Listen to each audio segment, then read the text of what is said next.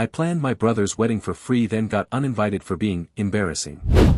For 6 months I booked the vineyard, negotiated vendors, built the website, and handled every detail like it was my own big day, until I got an email saying my energy didn't fit their curated vibe.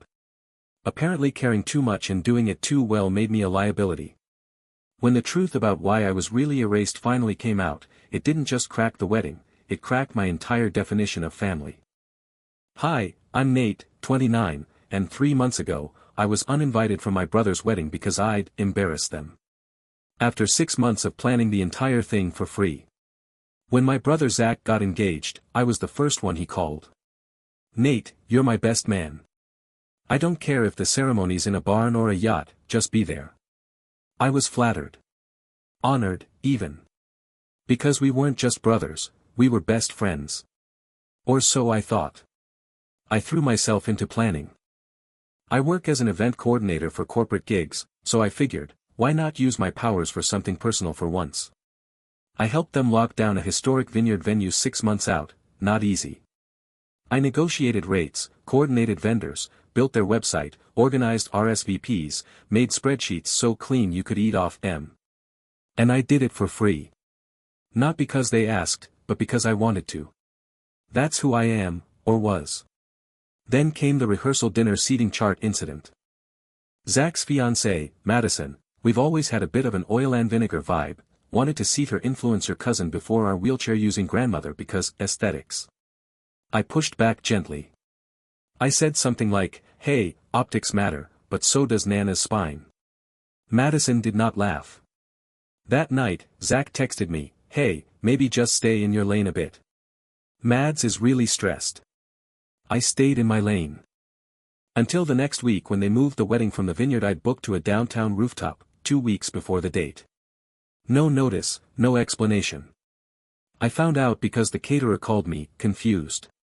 Then, the bombshell, I got an email, that I was no longer needed at the ceremony. We've decided to simplify the day, it said, and keep the energy more curated. Curated. Like I was some off-brand lamp that didn't match their Pinterest board. I didn't even get a call. Not from Zach. Not from anyone. Just digital silence. After 6 months of giving my evenings, my weekends, and quite literally my soul to make their wedding perfect. I didn't respond. I didn't fight. I just sat on my couch, stared at the email, and said out loud, oh. I see. But what happened next, that part one did not see coming. I didn't tell anyone at first. I didn't want the pity. Didn't want to hear mom say, oh honey, they're just overwhelmed, or have dad grunt out one of his classic non-committal, yikes, and then pretend it never happened. But word got out. Not because I spilled it, but because Madison posted on Instagram a week before the wedding. A photo of the new venue. Caption, so grateful for friends who stepped in to help make our day even more perfect. Sometimes, family just doesn't get it. Family. Just doesn't get it. That one burned. That's when my phone started lighting up. Cousins. Old college friends. Even my boss, who'd seen the venue tag and knew I'd originally booked it. Wait, didn't you plan that wedding? Dude, what happened? Nate, are you okay? So I did what any emotionally stable adult does in a crisis. I impulse booked a trip to Mexico. Not out of spite. Not entirely. I just didn't want to be anywhere within emotional blast radius of that wedding. I needed warm sand, margaritas, and the sweet sound of not being treated like a liability. 2 days before I flew out, Zach finally texted. No apology. Just, can we talk before Saturday? I stared at it for 10 minutes. Typed, sure. Deleted it. Typed, about what? Deleted that too. Then I typed, I'm out of town this weekend. Hope it's a good one. He replied, you're seriously not coming? I didn't answer. The wedding day arrived. I know, because Madison posted a carousel of perfectly filtered shots, all white florals and champagne flutes, and a groomsman lineup that looked like it had been sponsored by a men's skincare line. I wasn't in a single frame. Neither was Nana, by the way. She didn't go. You know who did go? Our cousin Leo. Who accidentally let slip in the family group chat the day after that the DJ misspelled Madison's name during the grand entrance. Called her Madison with an E over the mic twice. I shouldn't have laughed. But I did. Then came the part no one expected, the fallout. And trust me, it started fast. The first text came 3 days after the wedding. Zach. Can we please talk now? Still no, sorry. Still no explanation. But my curiosity finally outweighed my pride, so I called. He picked up on the first ring like he'd been sitting there just staring at his screen. He didn't even say hello. Just launched into it. Why'd you ghost me, man? I blinked. You uninvited me from your wedding. He groaned like I was being dramatic. It wasn't like that. Madison was under so much pressure. You were making things complicated. By planning your entire wedding. He huffed. It stopped feeling like ours. Everything had your name on it. The site. The venue. The vendors. Madison said it felt like she was a guest at your party. That stopped me. Not because it made sense, but because it finally made the whole thing make sense. Madison felt threatened. I wasn't just the helpful brother. I was the visible, competent one.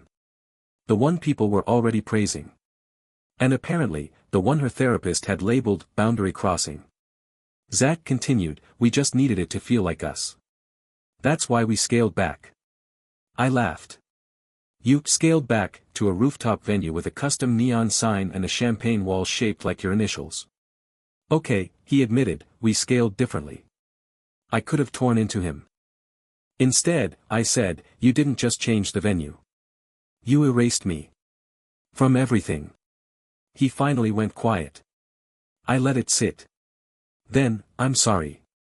I handled that like a coward. I didn't say anything. Not yet. Then he added something that cracked the whole thing open. Madison said she didn't want to be upstaged. By you. There it was. The root of it. The dumb, raw truth. She thought I'd overshadow their moment. Because I was the planner. Because I'd done it well. And Zach let her. Let her turn my care into competition. My help into a threat. I didn't yell. I didn't guilt trip. I just said, I loved you enough to give you my time. You loved me enough to take it. But not enough to keep me in the picture when it mattered. He got choked up. For real, not performative. I messed up, Nate. Big. You did. I don't know how to fix it. You can't, I said. But you can start by telling people the truth. About what really happened. And to his credit, he did. He posted a story. Just text on a black background, sometimes we hurt the people who helped us the most. I owe my brother more than an apology. I owe him credit, respect, and space to be angry. Nate, thank you for everything you did. You didn't embarrass us, we embarrassed you. I'm sorry. It exploded. Family members started texting. Some shocked. Some defensive. Madison's cousin replied, wait, what? But that wasn't the real shock. The real shock was Madison herself. Because 24 hours later, she messaged me directly, and what she said was the last thing I expected. Madison's message was short. Too short. Just. Can we talk? I owe you an apology. I'll come to you. At first, I thought it was a trap. Or maybe a PR move, damage control now that people knew. But curiosity got me again, and 48 hours later, she was standing in my apartment doorway wearing sneakers instead of stilettos and no filters to hide behind. She sat on my couch like someone expecting to be electrocuted. I didn't think you'd say yes, she admitted. I didn't think you'd show up, I replied. We stared at each other. I let her go first. I hated how you made everything look so easy, she said. The spreadsheets. The website. The vendor contracts. Everyone praised you. Even my mom. Especially my mom. She said you should have gone into wedding planning, and suddenly I felt like the guest at my own wedding. That wasn't my intention, I said. I know. That's what made it worse. She picked at a thread on her sleeve. You were gracious. You never made it about you. And I still felt like I had to erase you to be seen. It was the closest thing to accountability I'd ever heard come out of her mouth. She went on. The thing is, I grew up in a family where being the bride meant being the main character. And you were backstage doing all the work while somehow getting all the applause. And I hated that, because I knew you deserved it. That part landed. Then she hit me with the real twist. My therapist told me I projected my insecurity onto you. That you became the stand-in for every time I felt replaceable. And Zach just wanted peace. So he chose the easy road. He chose silence, I corrected. She nodded. I know. And I went along with it. Because in my head, the worst thing that could happen was having a wedding that didn't feel like mine. But I made it worse by cutting out the one person who made it possible. There it was. The apology. Raw. Unpolished. But real. Then she added something I didn't expect. I found the seating chart you made. The one I deleted. I raised an eyebrow. The one you said was, 2 logistics why. She smiled, small. I printed it out last night. It was perfect. We sat in silence for a moment. Then she said, I don't expect forgiveness. Good, I said. Because forgiveness isn't a coupon code. It doesn't come with a deadline. She flinched, but accepted it. I want you to know, she added, when we renew our vows someday, and yes, I'm that person, I want you to plan it. That caught me off guard. Seriously? Seriously. I want it to be beautiful, but this time, I want it to be grateful, too. I didn't answer. I wasn't ready to say yes. But I didn't slam the door shut either. After she left, I sat on the couch and stared at the same spot she'd just occupied. Then my phone buzzed. It was Zach again. One line. She told me. I'll do whatever it takes to make this right. But the truth is, I didn't want him to do anything next. Because someone else had already done something that changed everything. My mom. Mom showed up at my apartment the next morning, holding a Tupperware of lasagna like it was a peace treaty. No text first. No warning. Just a knock, and then, I brought carbs. I let her in. She set the container down like it had emotional weight, then turned to me with that expression only moms can manage, equal parts guilt, worry, and deeply suppressed I told you so energy. I'm mad at myself, she said before I could even offer coffee. I knew something was wrong when your name disappeared from the program. You had the program? I asked. She gave me a look. I was on the mailing list until Madison decided the mother should just be surprised. She made air quotes so aggressive they almost counted as violence. Then she said something I'll never forget. I should have stood up for you. I should have asked why the best man was suddenly MIA. But I didn't. I didn't want to rock the boat. I blinked. You mean Madison's wedding yacht? She smiled, but only for a second. I chose being polite over being a parent. That's on me. I sat down. You don't owe me an apology. They do. She sat too. They do. But that doesn't mean I'm off the hook. Then she reached into her purse and pulled out something folded. It was my original itinerary. The one I'd built for the old venue. Printed. Annotated. Loved. I found this in Zach's old room, she said. I looked through it last night. Nate, you planned everything. Down to the linen colors and allergy-friendly hors d'oeuvres.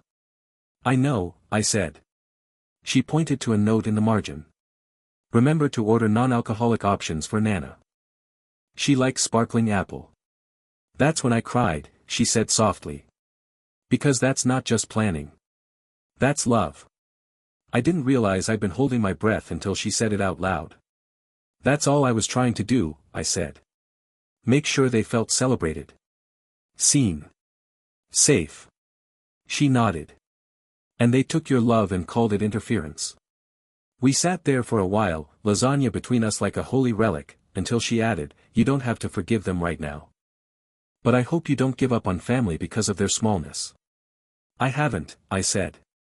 I just upgraded my definition. She tilted her head. Family means showing up, I said. Even when it's inconvenient. Especially then. She smiled. Then let me show up now. Sunday dinner. At our house. Just us. No expectations. No sides. Just your seat at the table. I wanted to say no. But instead, I said, okay. Just don't make kale again. She laughed. Deal. As she left, she turned at the door. By the way. Nana's mad. She said she would have thrown her orthopedic shoe at the DJ if she knew what was happening. That made me laugh harder than I had in weeks. That night, I microwaved her lasagna, sat on the couch with my laptop, and finally opened the shared wedding album Madison had sent to the family. I hadn't dared to look until now. I scrolled past the posed shots, the florals, the fake laughs. Then I found the candid ones. And in those, even without me in the frame, I could see it. Something missing. Something crucial. They had everything they wanted. Except joy. A week later, I showed up to Sunday dinner. It wasn't dramatic. It wasn't a redemption arc. It was spaghetti, garlic bread, and my dad asking if I still had his old drill. I did. It's in my hall closet. He left without it again. Zach was there too. I didn't know he would be. Mom conveniently forgot to mention that part. He looked sheepish, like a teenager who crashed the car and hoped the dent wasn't too noticeable. We sat across from each other at the table, and for the first 20 minutes, we pretended meatballs required intense concentration. Then, mid-second helping, Zach spoke. I didn't know how to fix it, he said. So I didn't try. And that was cowardly. I nodded, but didn't speak. He went on. You know what's wild? On the day of the wedding, Madison kept asking me if everything felt perfect. And all I could think was, it would have if Nate were here. That hit harder than I expected. I wasn't trying to take the spotlight, I said, finally. I just didn't want you guys to trip in it. I know, he said. You planned the whole thing so we wouldn't have to stress, and then we made you the problem. I didn't see it. And then I didn't want to see it. I sighed. It's not about credit, Zach. It's about care. I showed up for you, and you ghosted me because I made it too easy for you to take that for granted. I know, he said again. And I hate that I did. Then, with a half laugh, he added, do you know Madison tried to rehire you? Said we should do a second reception and make it right. I snorted. Did she really? She did. And I said no. That surprised me. She asked why, and I said, because you don't get to fix this by making him useful again. And that was the moment something repaired. Not all of it. But enough. Later, after the dishes were done and Dad made a bad pun about Parmesan being the glue of family, Zach pulled me aside. I meant what I said, he told me. I'll spend however long it takes proving I can be the kind of brother who doesn't flinch at your shine. I nodded. Good. Because I'm not dimming it anymore. We hugged. No audience. No performative clapping. Just two grown men who finally understood that love, real love, doesn't require erasure to exist. That night, back in my apartment, I opened a new file on my laptop. Event timeline template. Blank. But at the top, I typed something new. For someone who values being seen, and never wants anyone to feel erased. Maybe I'll use it for a client. Maybe I won't. But it's there. Waiting. Like a place card at the right table. Not curated. Not perfect. Just finally, mine.